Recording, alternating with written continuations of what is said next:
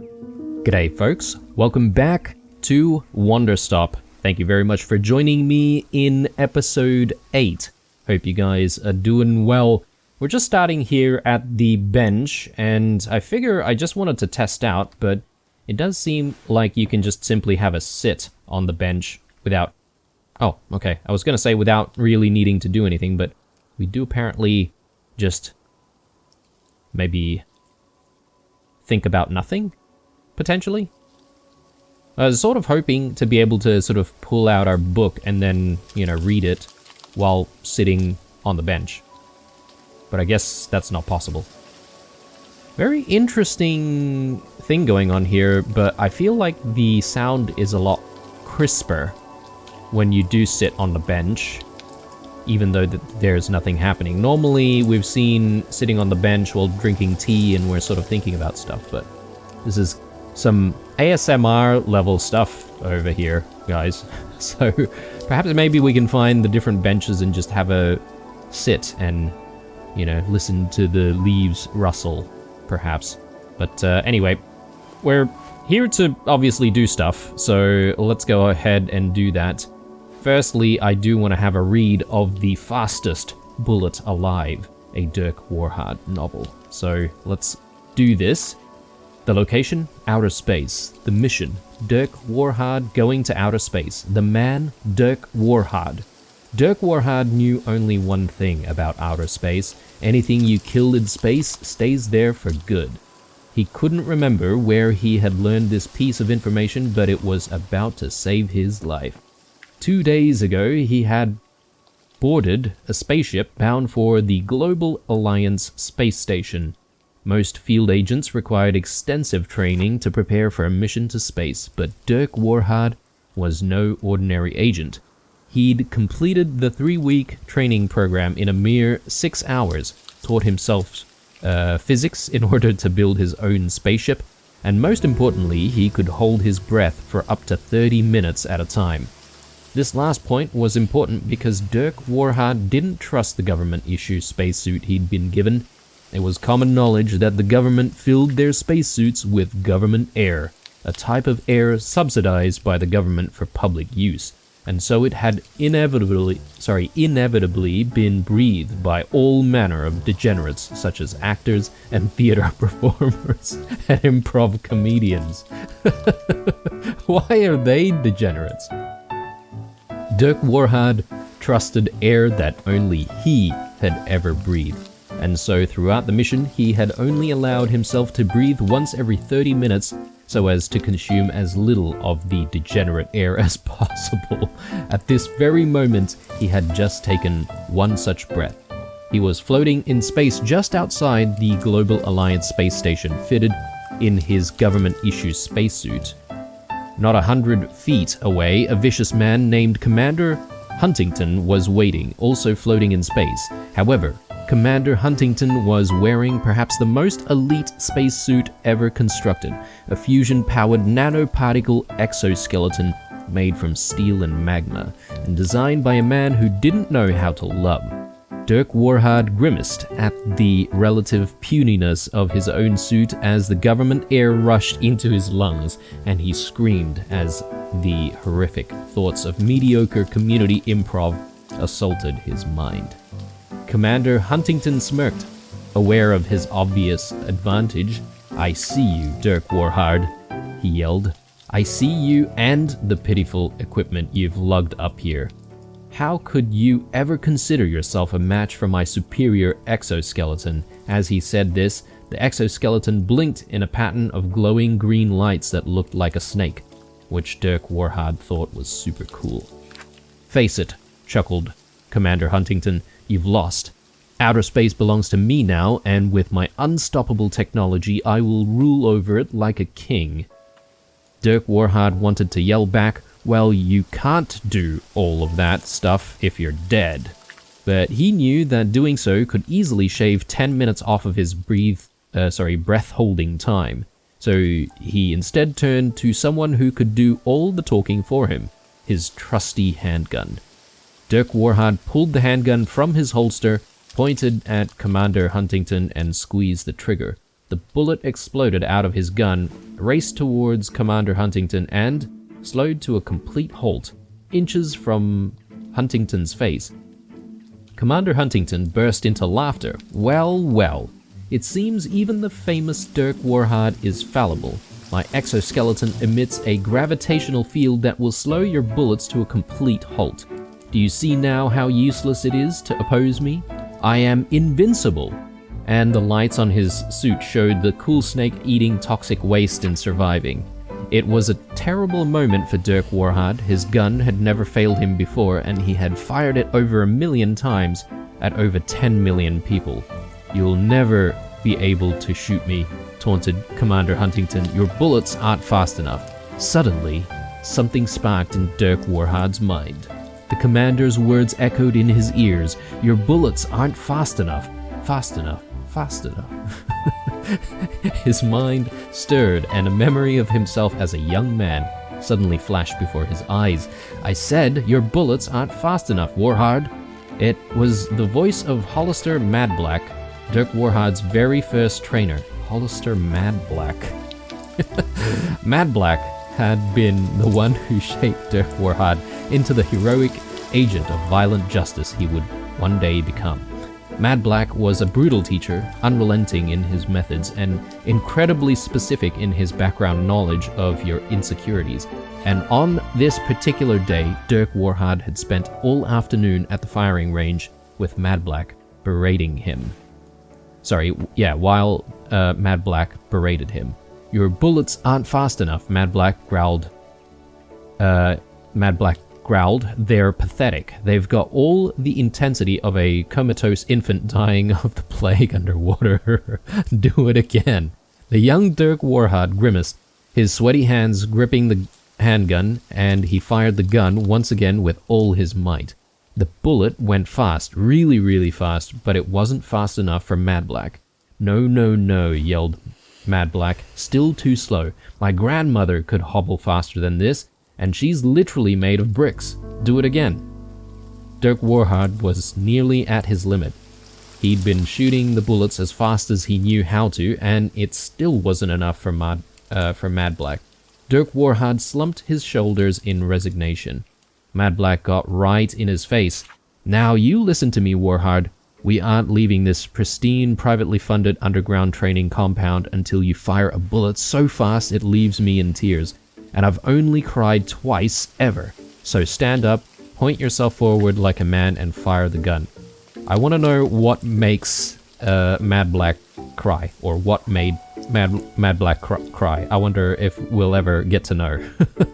A wave of determination swept over Dirk Warhard's face. He threw his shoulders back, raised his handgun into the air, and focused his mind on one single thing in the world that brought him true happiness and inspiration. Dirk Warhard. He grinned. As his finger clenched the trigger with every fiber of strength he had, he screamed at the top of his lungs. I'm Dirk Warhard. The bullet erupted from the gun, traveling at speeds he'd never known before. Hollister Madblack smiled. That's it, Warhard. That's what I wanted to see. Again. Dirk Warhard fired the gun again, this time with even more strength than before. His fingers moved with a velocity he had never known in his life, slamming down onto the trigger. My name is Dirk Warhard, and I'm Dirk Warhard. The bullet erupted from the gun at a blazing pace. Again and again he fired, each bullet faster than the one before. After nearly 9 hours of uninterrupted gunfire, Dirk Warhard at last paused and lowered his handgun. He turned to see Hollister Madblack with a single tear rolling down his cheek. Number 3, Warhard. Not bad. These words echoed in Dirk Warhard's memory as his mind raced back to the present moment, where Commander Huntington continued to taunt him using the exact same words he'd already repeated like 5 or 6 times by now. Your bullets aren't fast enough to defeat me, Dirk Warhard. Dirk Warhard smiled. He gripped the handgun like you'd grip a beloved friend and pointed it at the commander, who simply laughed. Go ahead, try your best. Dirk Warhard closed his eyes and thought deeply about the one thing in this world that he truly loved. the source of all his inspiration, the only man whose air he'd willingly breathe, and the only family member who had never sold his personal information to a country we're at war with. Dirk Warhard.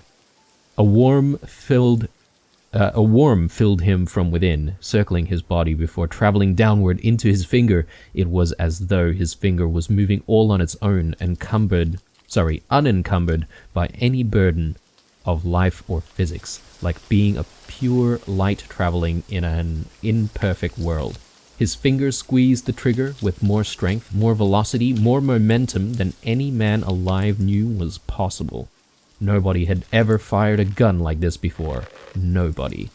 With a deafening crack, the bullet fired directly at Commander Huntington. For a split second, Huntington felt a genuine shock that he may have been outmatched. And then, nothing. No reaction at all. Commander Huntington was perfectly fine. Ha! He laughed. You missed. The famous Dirk Warhard fires the shot of a lifetime and he misses? Unbelievable. Huntington couldn't stop himself. He doubled over with laughter. But Dirk Warhard didn't seem to mind. In fact, the faintest grin danced across his face. Commander Huntington laughed and pointed at Dirk Warhard in a mocking derision, until suddenly he was seized by a very unusual feeling. What was this feeling exactly? It was as though the exoskeleton was gripping him just a little bit less tightly than usual. In fact, he was starting to feel as though there were no exoskeleton. Not merely that the exoskeleton had been destroyed, but that it had never existed at all. Dirk Warhard had hit exactly what he aimed at. The bullet had erupted from the gun at such an unbelievable velocity that it couldn't be contained by the very fabric of space around it. It shredded through reality, setting quantum matter alight in its wake, and in doing so, it pierced the veil of time. A bullet traveling so fast, it traveled backward in time. Backward a minute, then an hour, then a day. Years began to fly by, and the bullet lost no momentum. It soared through the years until at last it found its destination. The steel and magma laboratory where the exoskeleton had been constructed, honed and refined in its design by the scientist who didn't know how to love. Decades of work and research had culminated in the unstoppable exoskeleton that Commander Huntington wore today. Yet here, at the start of it all, Dirk Warhard's bullet re-entered the fabric of space. It flew straight and true into the liquid explosive core of the facility, generating a spark that blew the entire facility to pieces. No exoskeleton would ever be constructed here. That much was certain. Now, in the present moment, Dirk Warhard watches as Commander Huntington grasped and flailed at the empty space surrounding his body, where the exoskeleton had been just moments ago. As Commander Huntington scowled at him in a combination of spiteful fury and suffocating, Dirk Warhard couldn't help but laugh. Dirk Warhard had always despised the past, but today it had saved his life. He knew it would cost him precious air, but he was too swept up in emotion. He turned to outer space and yelled, "My name is Dirk Warhard, and I will defeat the past even if it takes the rest of my life." Then he laughed and laughed until inevitably he had to breathe again. As he inhaled, the horrific thoughts returned of good-natured community actors just trying to get a leg up in their highly competitive industry. He shuddered in disgust, but somehow it didn't bother him. Here in space, watching as Commander Huntington suffocated or whatever he was doing over there, Dirk Warhard felt certain that he had made his old trainer proud, and that was all that mattered. Somewhere in the past, Hollister Madblack smiled ever so slightly and nodded in glowing approval as another tear ran down his calloused, stubbled cheek. Number 4. Not bad, Warhard. Not bad. Brilliant story. I love these Dirk Warhard novels, guys. I wonder if we'll get another. I'm sure we will. Surely. They're just too good. I have to read them all. Let's put this in the library upstairs. And yeah, I mean, goodness me, we've spent like the most part of the beginning of this episode just reading. But it's good. I did like that story. Gave me a bit of a chuckle, which is good. Sorry about that cut, guys. I did have to step away for a moment, but we are back. And in terms of what we're going to do next, I think we should have another chat with Ren, because, yeah, he's the only one who seems to have a request. Speaking of requests, though, let me just take a look at the field guide. Yeah, okay, we do still have the request from Borrow to take a few more pictures, place them into those frames, so we'll try and do that. But I don't want to rush into taking random pictures here and there without really much of a plan, so... but let's have a chat with Ren. Warrior Altar. A thought has just now occurred to me. I've had a bit of a time to rest and to recover, and I am feeling wonderfully restored. Please, won't you spar with me a bit? You would do me an incredible honor. Sparring? Okay.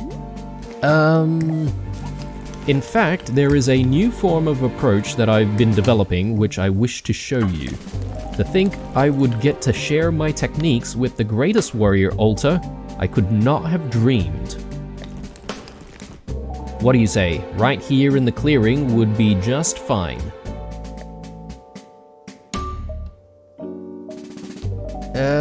Why not? Why not? Let's do it.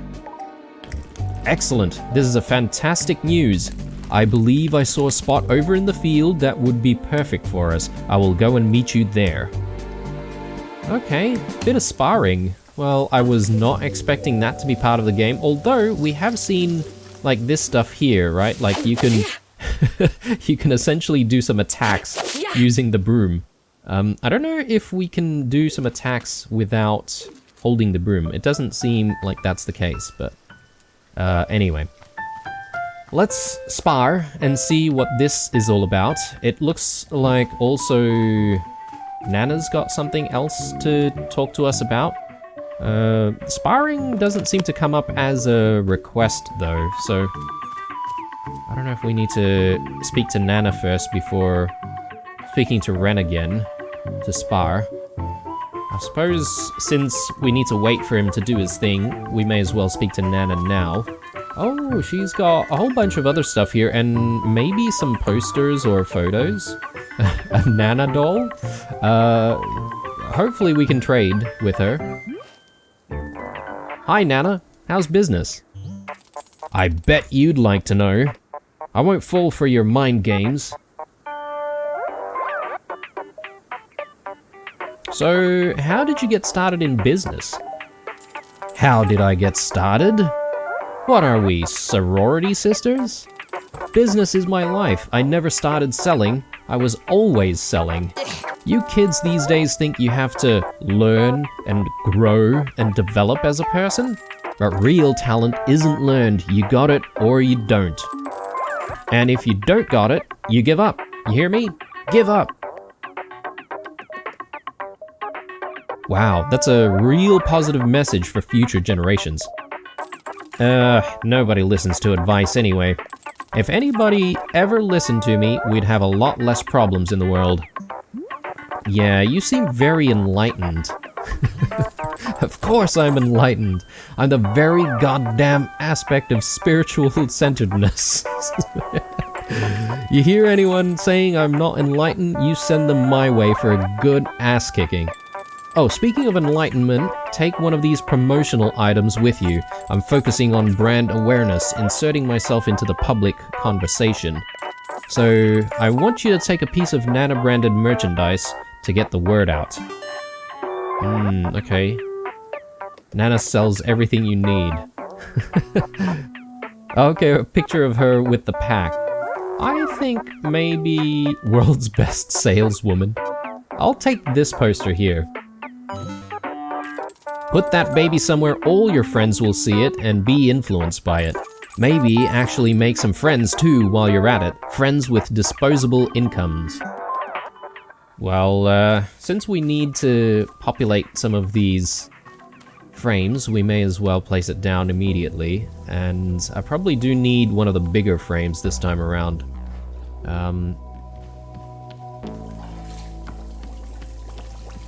trying to decide which one would be the best, although I guess there's not really a lot of options. I could go up this way, so I think maybe that's what I'll do. And we'll just place it there. Right. So, is Ren ready for us? I think he is, so why don't we have a chat? And I reckon after we do at least one more picture in the frame, we'll try and have a chat with Burrow again, and we'll see what he says. Hopefully, we would have completed the request. There you are, Warrior Alta. Shall we begin? Ah, how my body and mind have longed for this. I will say a brief blessing before we begin. To fight is to bring one's true self to the forefront. Let us meet here as equals to test and push one another. I will bring my best, truest self, as I hope you will too. In this, all things are well. Okay, I am ready now. How would you like to begin? Shall we warm up with some stance training? Or would you prefer to go right into approaches? I shall defer to you. Warrior Alta? Are you okay? Yeah, I'm fine. Let's start with approaches. Very good. I will ready myself and begin at your command. Please speak the word when you wish to commence. Yeah, okay. Is everything okay? Yes, I'm fine. Let's begin. You are quite sure? How many times do I need to tell you? I am... Okay. It's pretty much the same as when we go out to the forest. We don't seem to be ready to be exerting a lot of energy.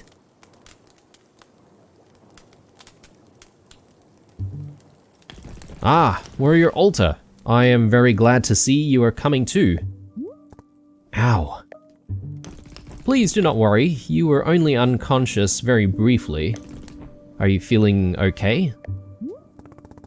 Ren, something is wrong with me.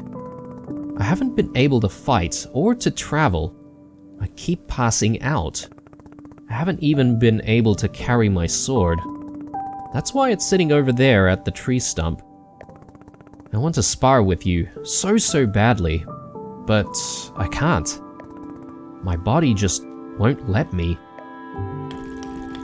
But what is the reason for this malady? What caused it to happen? I don't know. It just started happening. I don't know why. I feel so weak. I feel pathetic. Warrior Alta, you are too modest. You say that you are weak, yet I can see an undeniable passion in your eyes. The fire in your heart, it is indomitable. No matter these current circumstances. No, there is simply a misunderstanding. Your heart is testing you, and you must be brave. My heart has nothing to do with it, Ren. I literally can't lift my sword out of the ground. Do you understand what I'm saying? Yes, I understand. A tremendous setback has crossed your path. But our setbacks define us. We are our truest selves when we are being tested. This is a test of your determination, of your will. You must not give up, no matter the cost. Please, do not give up on the warrior spirit. But...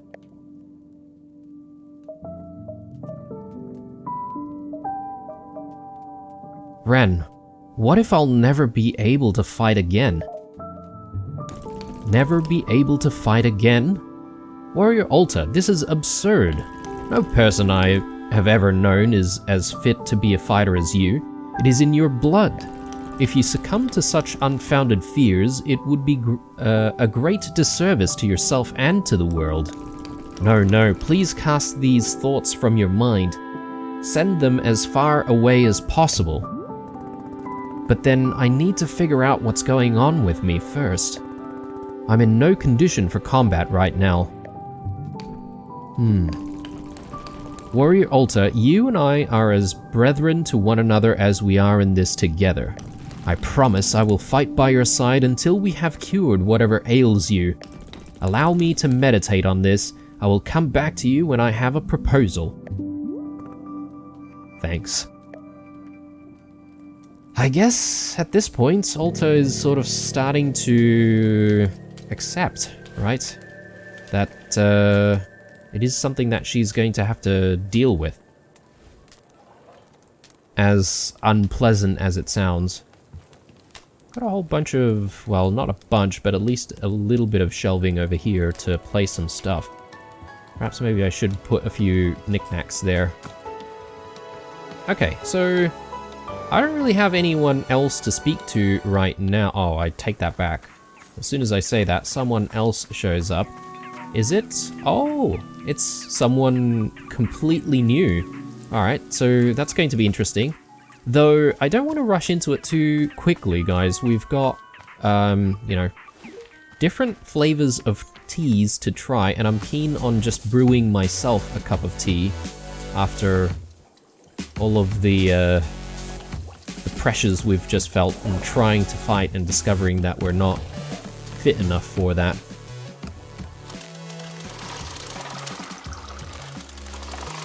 Let's just do a small batch just for us.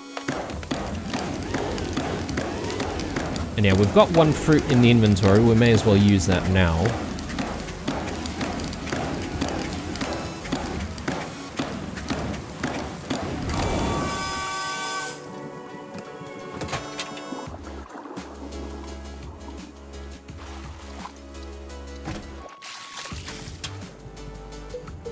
Okay, T-ball in, and we've got the puff pod. And I think that's all I'm going to add, really, and I'm hoping that we'll have some interesting thoughts here about this tea. Let's grab this really colorful one, why not?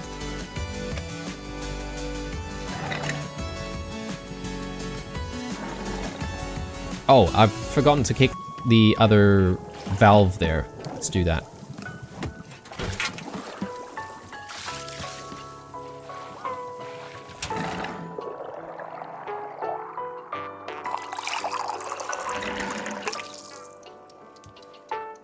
Okay, just the perfect amount.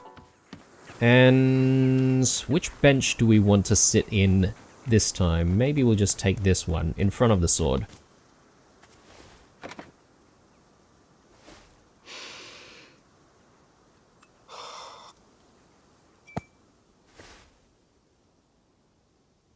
I'm drinking this tea, and these feelings are rushing into my mind.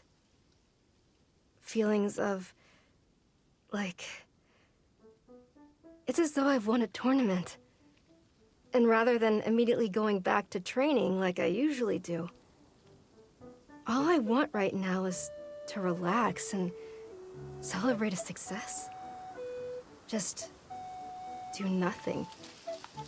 Go back home, take it easy, do nothing. I've never wanted that before.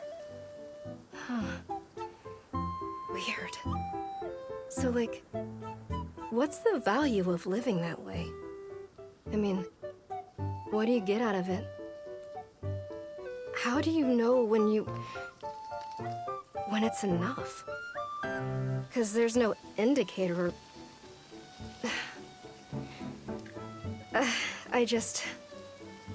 I don't understand it.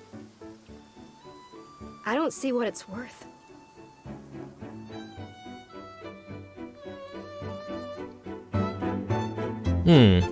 Interesting message there. If I were to answer that question, it would be your mental sanity, really. I mean, definitely agree on, you know, taking the time to essentially do nothing and just, you know, not constantly have a plan all the time. And sometimes that's going to be a good thing for mental health. Well, I believe it is anyway. Not everyone would agree, but having too much of a plan can sometimes be detrimental, and not stopping to take the time to do nothing or unplanned things can be a little bit unhealthy. We've got a picture here to place, so let's maybe place it. Oh, I keep forgetting to pick up the actual picture after I've taken it, so let me just quickly grab it before I forget where it is.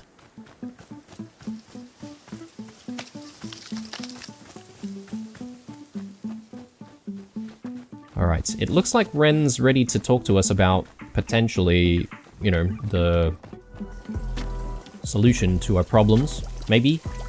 Or maybe how he proposes to overcome it. But maybe we shouldn't speak to Ren immediately. I'm sort of more curious about meeting this new person that has just shown up. They're apparently upstairs enjoying the fireplace. Let's have a chat. Oh, some kind of a bat person. Welcome to Wanderstop. It's a tea shop. Tea? Oh, goodness.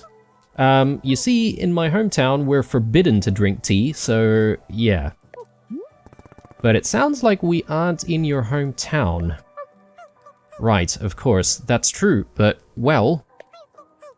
It's just that they said it's forbidden and no tea ever, and that sort of thing, so... So yeah, it wouldn't be allowed, you know. I couldn't. Sounds to me like you definitely want tea. What? No. No way. What? No.